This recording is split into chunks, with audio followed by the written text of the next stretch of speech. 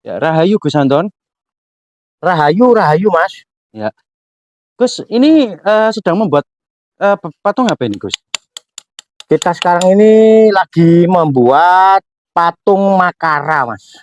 Oh, lagi membuat patung Makara. Ya, Itu kok kelihatannya itu kayak apa ya? Hewan, akan tetapi kok ada orangnya itu gimana nih, Gus? Maksudnya ini, Gus? begini Mas ya. Saya pribadi di sini ini hadir yang mana itu mempelajari tentang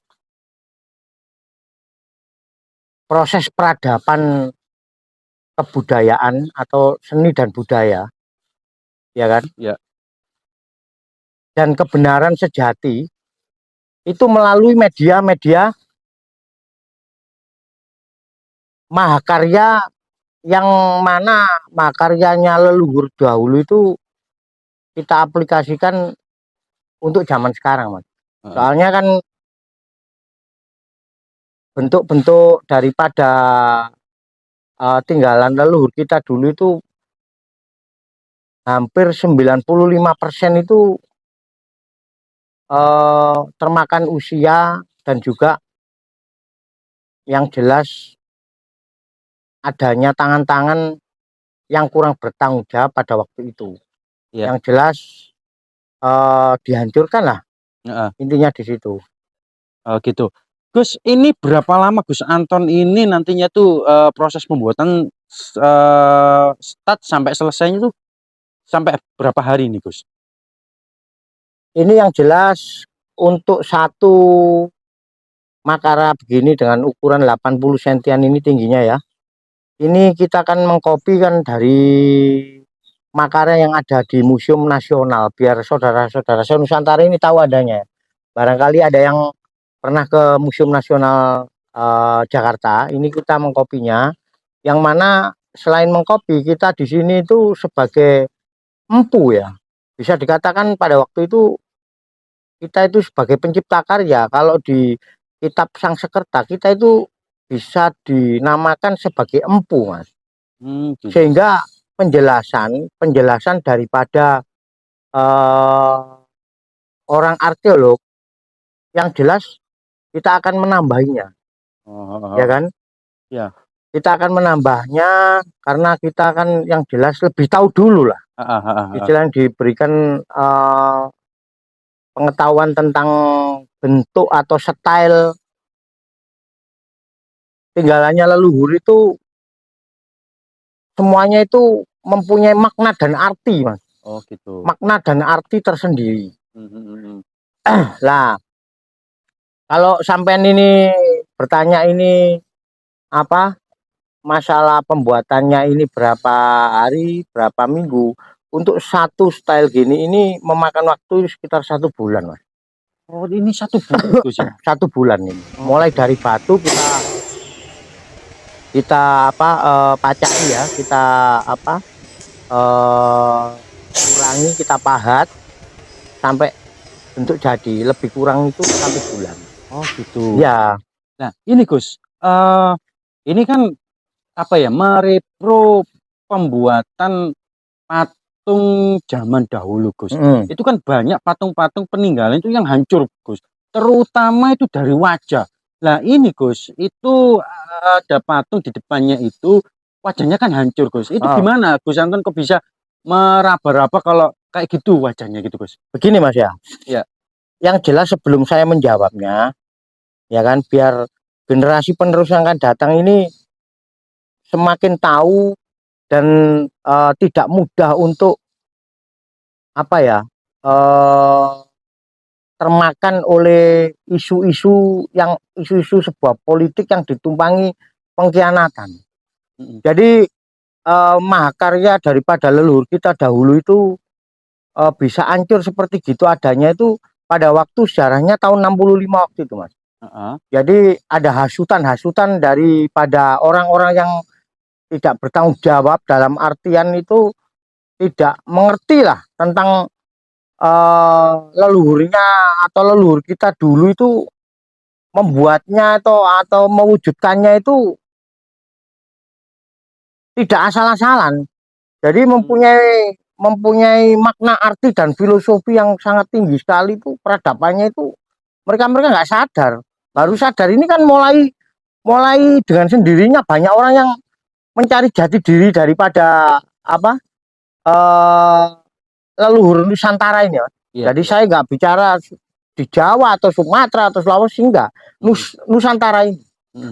Soalnya begini-begini untuk saat ini kalau dipelajari dari segi sejarah yang jelas itu asal muasal daripada kerajaan Singosari, Majapahit, Sriwijaya itu semuanya itu dari kerajaan Kutai, Tarumanegara di Kalimantan itu, Mas. Iya, Itu iya. yang tertua itu. Jadi seperti Makara seperti gini ya, biar Iya. sobat-sobat Nusantara ini tahu adanya ya. Kita itu belajar kebenaran sejati ya. Kalau di Islami itu ilmu tauhid itu, ya. Jadi kita itu yang jelas harus saling lebih mengerti dan memahami semakin kita itu dewasa adanya ya. Untuk apa sih Sang Pencipta ini menciptakan manusia atau melahirkan manusia ini? Kita itu disuruh untuk apa sih sebenarnya hakikatnya itu? Sebenarnya itu untuk agar supaya kita itu untuk mencari guru sejati atau kebenaran sejati dari Sang Pencipta atau ilmu tauhid. Kan begitu. Jadi di sini ya, sobat-sobat Nusantara ya, kita menjelaskan ini dari karya-karya leluhur kita dulu ya.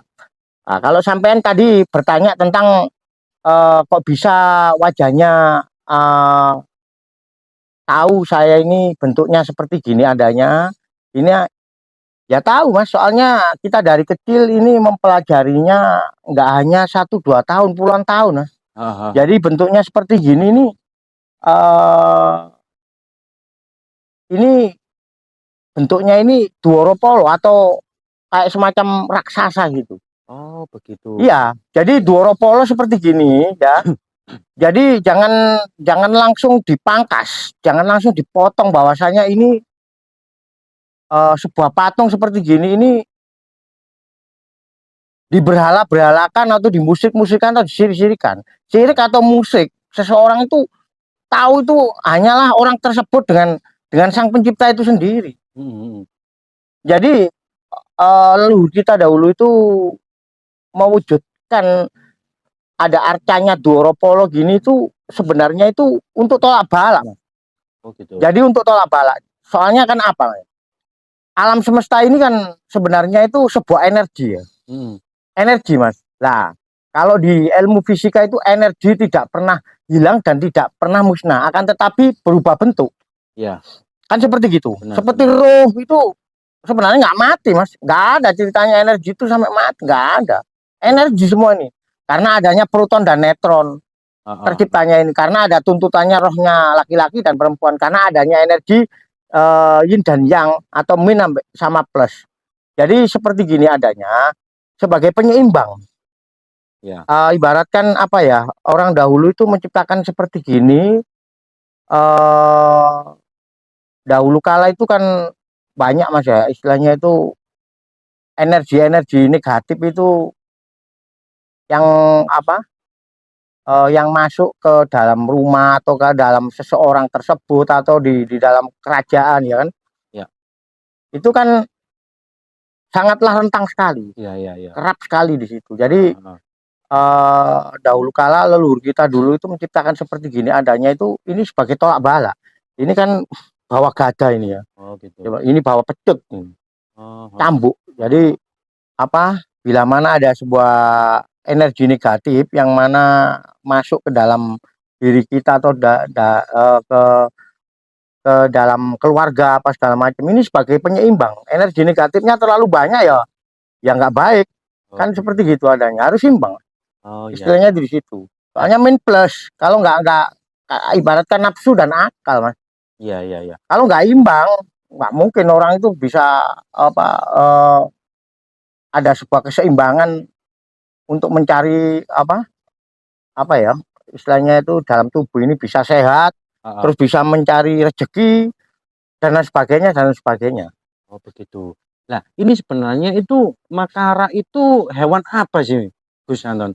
Menurut Gus Anton ini loh. Soalnya kan kalau saya melihat ini hewan makara ini kayak hewan di laut gitu, Gus. Nah, ini apa sih Macam-macam, Mas. filosofinya itu? Macam-macam. Jadi sampean jangan berpacu pada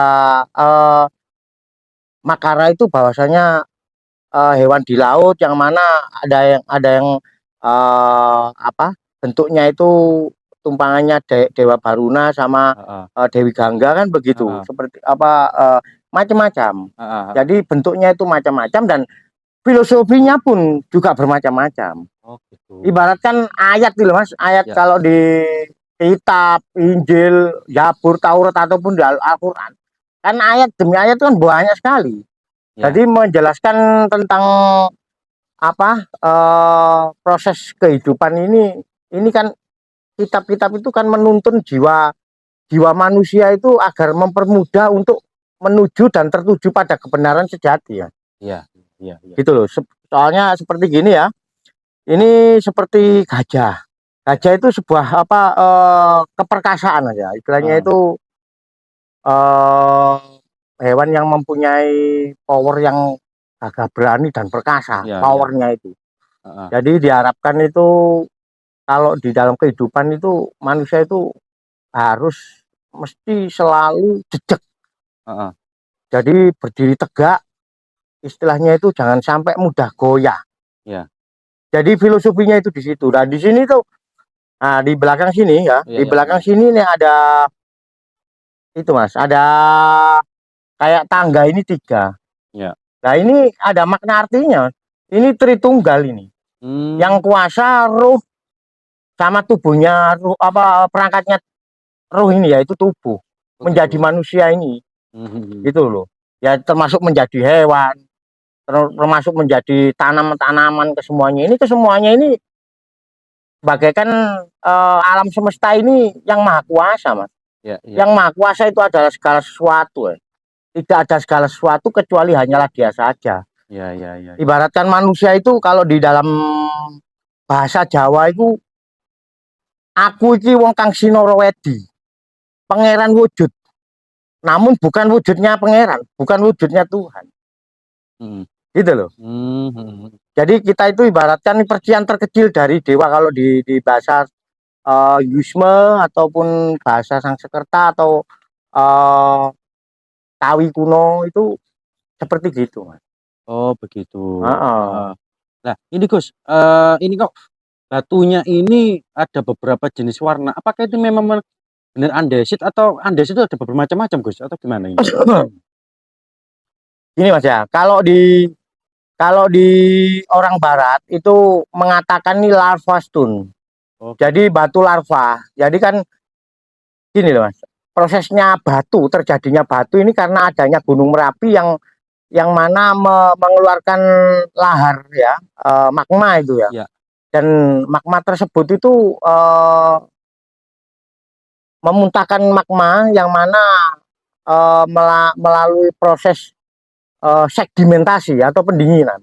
Oh Itu gitu. ratusan tahun ya kan Iya, iya. akhirnya terus menggumpal menjadi batu dan uh, seperti gini adanya kan apa ya istilahnya itu orang mengatakan itu batu andesit ya dan Oh batu andesit ini ada bermacam-macam warnanya oh jadi gitu. ada yang hitam ada yang keabu-abuan ada yang merah jadi itu tergantung prosesnya itu waktu mengeluarkan apa lahar atau magma itu gunung Merapi itu waktu melakukan sedimentasinya itu Mas kalau masalah itu Iya. tapi tetap tergolong ini batu andesit Oh gitu. begitu. Ya ini, satu pertanyaan lagi Gus. Ini Makara ini tuh kalau saya melihat Gus, ada beberapa gabungan kayak ada gajahnya, ada kayak ikan, kayak, apa ya, mulut buaya atau, sejenisnya. Nah, ini kalau saya tuh melihat flashback ke masa lampau, ini leluhur kita itu kok bisa ya Gus membuat kayak gini. Ini menurut Gus Yanto gimana? Karya seni kayak gini itu Gus Yanto? Yang jelas leluhur kita dahulu itu Mas ya eh kalau di Jawa ini ya sebelum ada agama atau ageman itu Ya, sudah mempunyai sebuah kepercayaan dan keyakinan bahwasanya eh, alam semesta ini ada yang menciptakan. Iya. Oh iya. Sehingga leluhur kita dahulu itu melakukan ritual yoga atau meditasi zaman sekarang itu ya, atau penfokusan pikiran itu melalui atau bertapa. Senangannya itu leluhur kita dulu itu menyendiri dan bertapa dan berkontemporer dengan alam semesta ini. Sehingga sangat hubungannya sama alam semesta ini sangat erat sekali. Sehingga leluhur kita dulu tuh seringkali sangat apa ya, mendapatkan sebuah panduan ya, petunjuk. Ibaratkan zaman sekarang itu mendapatkan petunjuk dari alam semesta ini sangatlah mudah. Ya. Karena mereka itu seringkali itu apa ya, melakukan atau tidak melakukan sesuatu. Ya. Ya. Itu selalu digantungkan, semua itu adalah perintah Sang Pencipta. Jadi leluhur kita dahulu itu peradabannya itu sudah seperti gitu adanya. Ya, ya. Dan itu nggak salah, itu benar itu. Ya, ya. Kenapa leluhur kita dahulu itu bisa melakukannya itu seperti gitu adanya, sekarang kita nggak bisa? Ya keliru. Ya. Makanya ibaratkan benang yang putus sih kita sambung lagi dengan apa ya, istilahnya itu dengan ajaran-ajaran leluhur kita dulu seperti apa, peradabannya seperti apa, pola kehidupannya seperti apa. Paling tidak itu kita bisa menirunya lah. Ya. Jadi zaman sekarang itu kita itu melakukan atau tidak melakukan sesuatu, itu semuanya itu demi kebenaran sejati. Ya. Atau perintahnya. Ya. Dan atas perintahnya, ya kan, itulah yang terbenar dan yang terbaik kan. Semua di dalam hidup ini tidaklah ada kalimat kebetulan, Mas. Nggak ada kalimat kebetulan, nggak ada. Ya, ya. Yang mana kalau ditarik kesimpulan ya, yang lebih tinggi dan lebih beradab, semua khodar ataupun khodarnya atau keputusan Sang Pencipta itulah yang terbenar, Mas, dan yang terbaik. Ya. Ya, hanya saja manusia itu banyak yang belum sabar untuk menunggu di situ hasil akhirnya gitu loh, Mas. Oh, gitu. Ya, itu kan saya bertanya itu kan terakhir pertanyaan ini terakhir lagi Gus. Saya masih apa ya, kepo ini Gus. Orang dahulu membuat seperti ini Gus. Apakah memang benar-benar ada kayak gini Gus? Kok sampai bisa membuat kayak gini? Gitu loh Gus.